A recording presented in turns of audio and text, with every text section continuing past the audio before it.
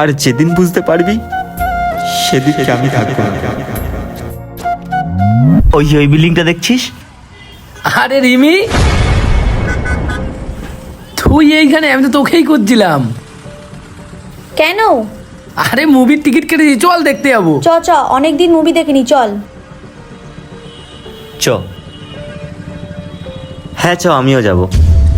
আরে ভাই, দুটো টিকিটই কেটেছি ভাই, তোর হবে না ভাই? সেই মজা হবে মুভিটা দেখে, বুঝলি?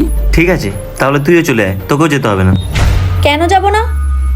না তুই আমাকে মুভি দেখাতে নিয়ে যাস, না তোর কাছে কোনো একটা বাইক আছে যে আমাকে রোজ ঘোরাতে নিয়ে যাস। সপ্তাহে একটা দিন পার্কে ঘোরাতে নিয়ে আসলে ভালোবাসা হয় না মিঠুন? ভালোবাসা মানুষের জন্য কিছু করতে হয়। চ, বেরিয়ে চ। হ্যাঁ চ।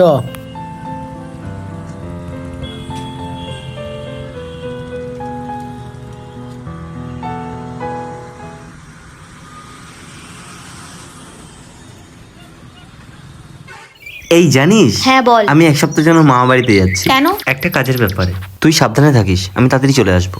ওকে ঠিক আছে, তুই যা তাহলে। আর বলছি, তোর কাছে 1000 টাকা মতো হবে? আমার একটু লাগতো, পাঠা।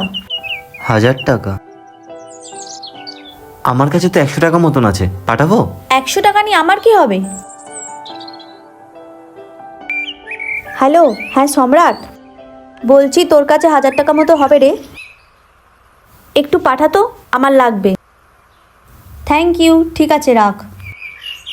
দেখ, তুই বয়ফ্রেন্ড হয়ে তোর 1000 টাকা দেওয়ার মতো ক্ষমতা তোর নেই।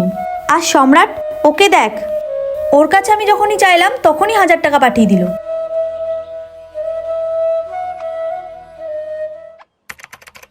কি রে, কি আইটেম করেছিস? দেখ, মেনু রাখবো তোর হচ্ছে একটা নিউ আইটেম, আর সালাদ থাকবে, আর কিছু ঠিক আছে। মিষ্টি আইটেম লাস্টের দিকে রেখে দেবো। আর তুই কিছু খেতে চাইলে বল। আরে রিমি, আরে তুই, মামার বাড়ি ঘোরা হলো তোর? এই হলো। আর বলিস না, সম্রাটের বাড়িতে একটা পার্টি আছে, তো ওই বিষয়ে কথা বলছিলাম। একটু সাইডে আয় না, তোর সাথে একটু কথা আছে। হ্যাঁ ঠিক আছে, চ।